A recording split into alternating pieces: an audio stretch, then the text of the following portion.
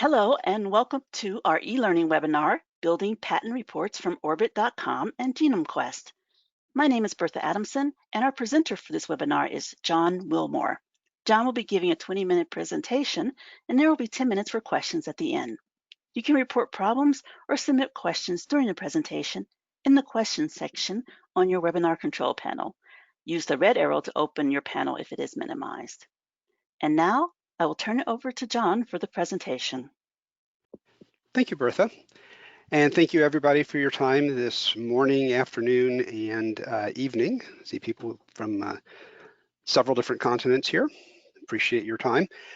Today, what I want to do is talk about, as the title says, building reports from Orbit.com and from GenomeQuest. And what I'm going to do is the typical workflow that I would do in a sequence search. I'm going to talk about building reports from GenomeQuest first. And some of the new developments and features around GenomeQuest. Then I'm going to talk about several different ways to transfer numbers to another platform, in particular to Orbit in this case. Talk a little bit about FAMPAT results and what those look like and some of the capabilities, some of the limitations. I will then talk about combining reports, identifying common patent families, and we'll go over to reference rows to build some final reports. So with that, I'm going to get started here.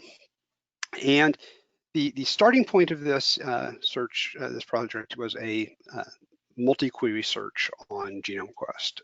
I actually did the search in the GQPAT collection. This is the GenomeQuest patent collection. Bizlnt Smart Charts also supports GeneSeek, and as of the current version of Bizlnt Smart Charts for patents, we support the CAS biosequences as well. But in this case, I just chose GQPAT. If you're going to export, you go to the application. Once you've done your search and you have your alignment results, you go to Applications and choose Bizlnt Smart Charts, and that will generate your export file. I'll mention in a second, the Discovery browser export is also available. Something that's been fixed on the GenomeQuest side is that both filters and selections carry over to your exports. So it used to be no matter what you did in terms of filtering or what you chose on the export panel, you would always get your full set of alignments, but that's no longer the case.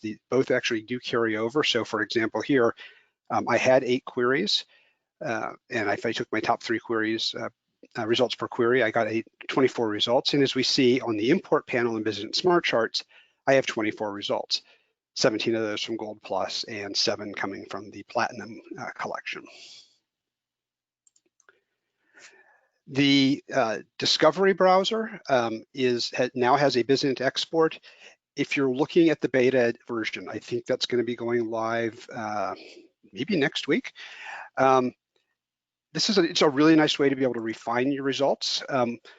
One of the things you can do is filter. It's a faceted filtering capability. So for example, I was able to go into the patent sequence location and just take claimed sequences. So instead of seeing the full 200 or almost 2,500 sequences, I'm down to the 495. Second thing you can do is you can view down to various, you can look down to different views of the data, including the unique family sequences. I think there's a bug in the beta version of the browser right now. The view doesn't seem to be able to affect the export at the moment, but I'm sure they'll get that fixed fairly soon. But that'll be a really nice way to get a very clean deduplicated list out of GenomeQuest very easily. I'm sounding enthusiastic, and that's because I used it yesterday for the first time and really am quite enthusiastic. If you're in the Discovery browser, there is a export results panel over on the left-hand side underneath the faceted filtering.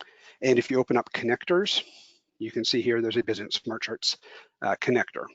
And if you choose that, you get the largest dialog. This is not life size. It's actually a humongous dialog. You can tell because the text here is actually very, very small, saying that you're exporting whatever the filtered number of alignments is.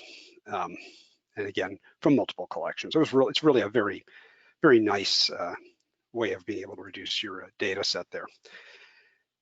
So there's three types of data that come out of GenomeQuest, out of GQPAT. Obviously, there's bibliographic data about the publications that contained the sequences. There's sequence data. So this is the subject data, the sequence itself, organism, sequence location. And then there's data that comes from the query. So why did you see this particular record? In this case, things like alignment or the query ID, which query brought that in, various percent identities and so forth. So here is what that looks like. You can see over on the left here, we've got titles, we have query IDs, and I'm going to talk about those a little bit more in just a second. Bibliographic information, patent assignees, families, inventors, query information such as the alignment. Something that's actually new in the most recent build of Bizlnt Smart Charts is support for the claimed sequence ID. So these are now available in your table. So query IDs are fairly powerful things. So what I did in this case is my search, I constructed a search.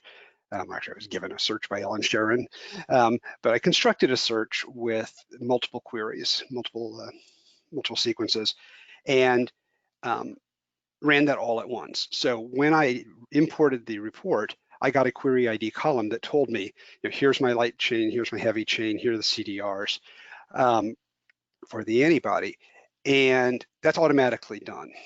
Now, if you are running your queries separately, so you do a search export for the first query, export, do a search for the second query, export, and so forth, what you want to do, the query ID column will be there, and the name of that query will be query 1. What you can do is type into the first column, this is my light chain CDR1, copy that and fill the query ID column in each of those charts before you combine them. So this way you can actually tag each of your report, each of the charts in each of the rows with their source location. So you do that first, then you combine.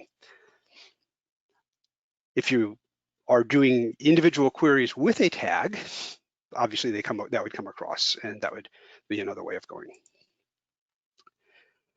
So when you bring in the data, one of the things is if you look at the alignment, and I'll just bring up Bizlnt Smart Charts here really quickly, you can see the alignment. The marks within the alignment are not correct. Basically, the font here isn't right. So you'd be tempted to change that, just to go in and change the font to something like Courier, to a monospace font. Don't do that. What you want to do instead is go to the quick format menu and choose fixed width, or go to the text menu and choose fixed width. What this does is it changes the font, but it also sets an internal flag. So, So when you export, or you go to Word or HTML or anything like that, the runs of spaces are retained, and that's really important in alignment. So when you bring in alignments, quick format, fixed width, this is something that we are looking at a way to do automatically, but for now, it's something you have to remember to do yourself. Okay, so I've got a collection of documents over in GenomeQuest. We'll come back to that in a second. What I want to do now is go over and get the corresponding records out of Orbit. And first thing is that we support the 3 different search collections in Orbit. We support the family level, FAMPAT. We support the publication level, FullPat, and this is basically the same world patent data in FAMPAT, just for a single publication. And we also support the full text, which are sort of the source databases. I will mention that, again, in the most recent build, the Orbit had changed the tags on a number of the fields in the full text collections, and we have updated the tags. So if you're missing abstracts and titles, for example, in full text, you probably want to make sure you have the latest software that has been taken care of. And I think I'm feeling like I'm slightly out of order on a slide here, but perhaps not.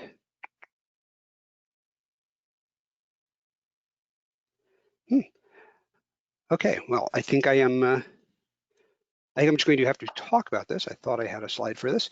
The actual process of transferring publication numbers from Bizlnt Smart Charts into or from a search, like for example, your search on GenomeQuest through Bizlnt Smart Charts and into Orbit, there are a couple of different ways that you can go about that. Typically what I will do, if I'm looking at a search for a single database, is I'll take the patent number column. This is the basic patent number column. And there's sort of two ways you can go about it. The first thing is to run statistics. So I right mouse in the column statistics, and I'm basically getting a deduplicated list of these, of the publication numbers here. And that gets fired off to Excel. And if I just copy those 4 numbers, I can copy, or 5 numbers I can copy and paste that into the number search panel on Orbit. So that's one way to go about it. That works pretty much with most platforms that we work with.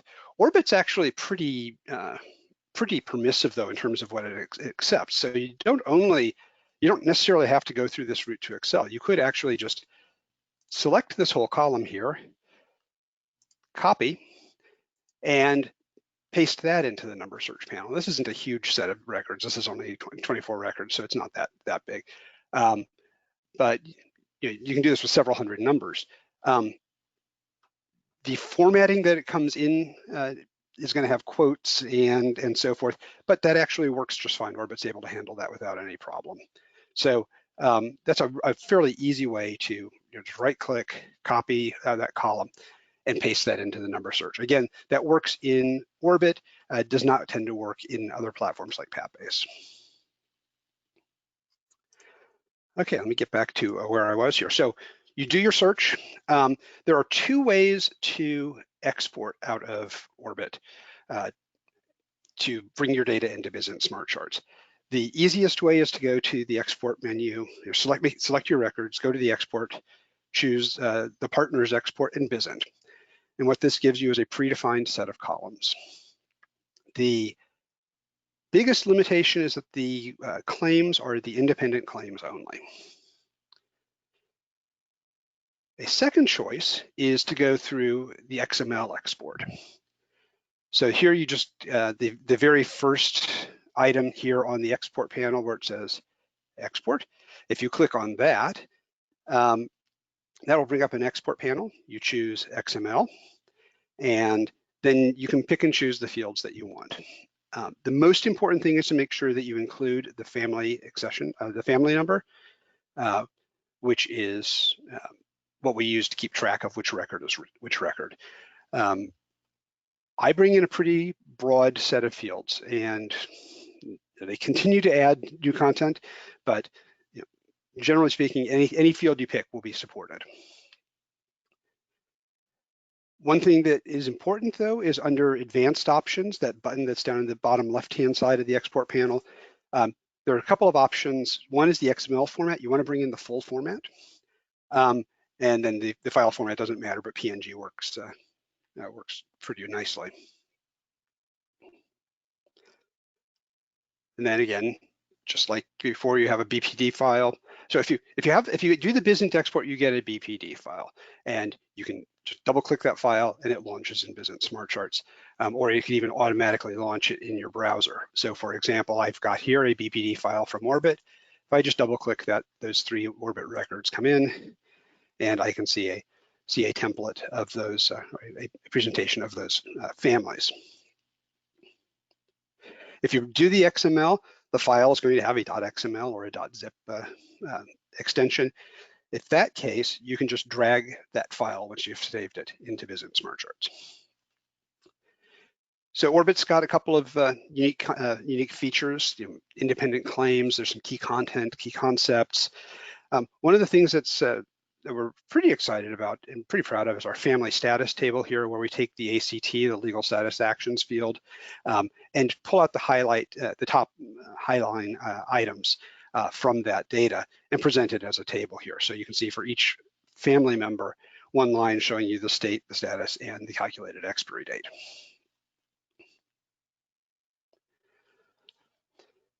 So when you have two charts open, or multiple charts open, you can combine them. So file, combine. 99% of the time when you do a file combine, you just take this default option here at the beginning of combine, and that will give you exactly what you're looking for.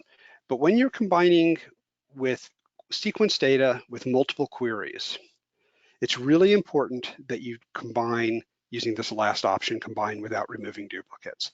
And the reason, if you think back to what we were saying earlier about the GenomeQuest data, each row in GenomeQuest corresponds to a sequence in the context of a query. But the accession number, the identification of that row, is actually the sequence. It's sequence data with some additional query information. If you do not choose this option, you're only going to end up with one copy of each sequence, the first one that the software encounters when it's combining. If you make sure you switch down to this option here, you'll end up with one copy for each query that hits that particular sequence. And that tends to be important if you're looking at multiple queries. So once you've combined, it's good practice to identify common patent families. And what this does is it links up rows in the chart based on the publication number. So we're not actually building our own patent families. We're not going back and looking at priority data.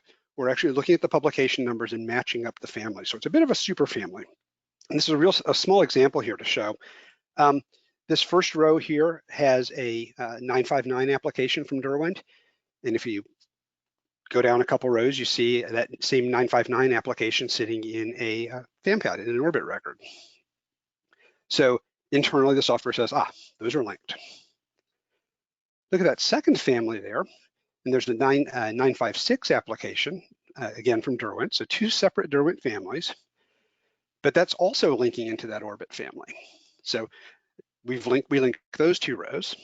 And because that Orbit row actually has both of those linkages in it, all three rows are linked together by family. And in fact, you can see that there's other examples of members of that same family that are linked down below as well.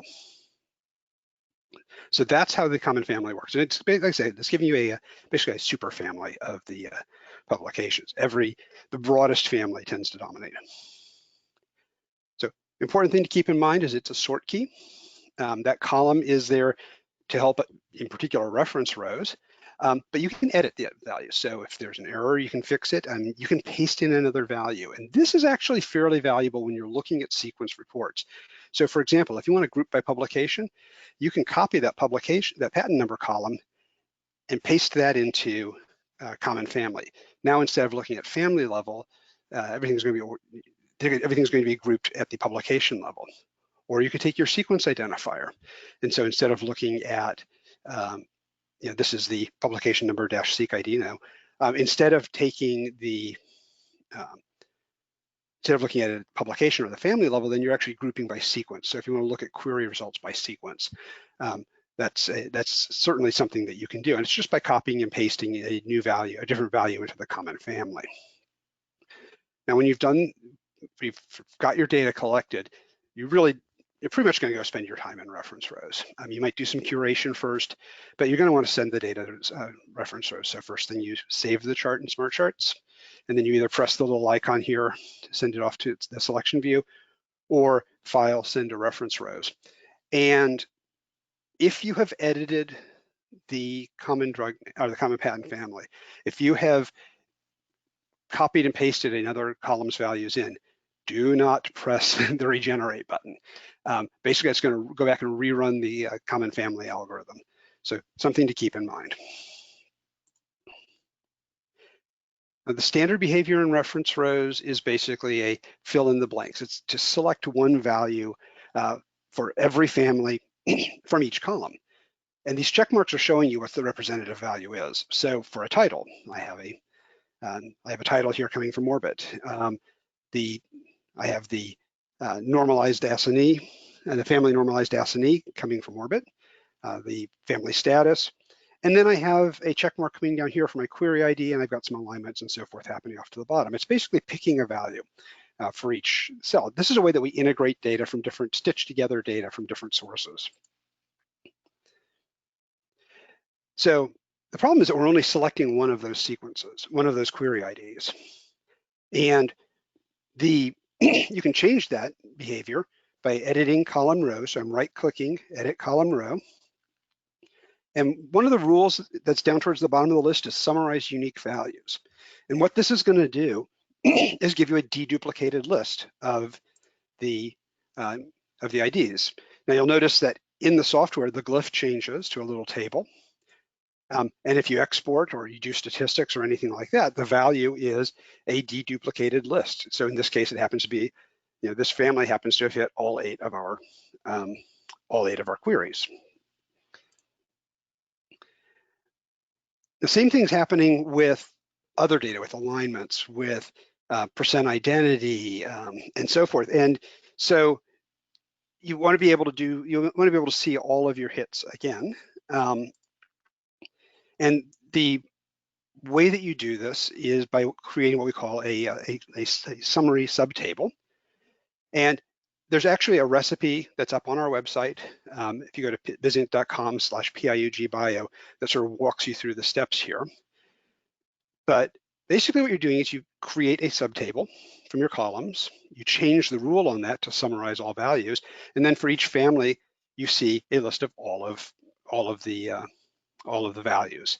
One of the things that's fairly key is that if you have to rename columns, if column names are really long, you probably want to rename them beforehand. You want to have some sort of identification. What is this? So I've chosen the sequence identifier. And probably the biggest limitation at the moment is that the alignment column will not work. The formatting of an alignment column will not work in one of these subtables. So that's something to keep in mind. So there's a number of different ways you can export. Tables are certainly what Smart Charts is presenting to you. And so there's a lot of different ways of exporting. One of the exports that's really fairly powerful when you're looking at sequence data like this, even if you're integrating from multiple sources, is the summary records export. And this is a Word document. It's a little hard to see here because I wanted to try to capture all of the components. But this yellow section up here is basically the columns of your chart. So you can see I've got a patent family with hyperlinks to some of the publications that I've defined. I have some data. I have my patent assignee, family patent assignee coming from Orbit. I have my family status coming from Orbit. I have my query IDs and my sequence location table here, or my query percent identity table here in a table. These are basically the columns of my chart in the yellow section. Down below that, I can see a full alignment and a full set of claims, or in this case, since I exported with the Bizlnt export from Orbit, I have the independent claims. So 3 resources that I want to point you to. Bizlnt.com/tips is sort of a landing page that will take you to documentation, some presentations showing some of these techniques. It has the mini guide, which is always really helpful. Bizlnt.com/PIUGBio has a recipe that shows how to build. It's basically a little PDF, a little one-page recipe that shows you how to build those summary tables. So wouldn't be a Bizlnt presentation without dogs. It's Vinka and Vasa, and they are not allowed down here to be on air live because they are Vikings and they pillage. But I'd like to say thank you. Before I end, I do want to say we are having another webinar next week. It's slightly different from what we do normally. If you or any of your colleagues work with MARPAT, we are going to have a little workshop where we go over a design that one of our customers has proposed, and make sure that this would meet everybody's needs for support for MARPAT search results. So we would definitely, if you're interested or if you know anybody, that's going to be next Wednesday at 8:30 a.m. Pacific time, which I think puts it at a reasonable end of the afternoon in Europe. So with that, thank you very much. Yes, well, thank you, John. So keep an eye out for the email for that workshop next week. And just want to let you know that we have some time now for questions, but just a reminder that you can send questions or suggestions for future webinars at any time to support@bizlnt.com.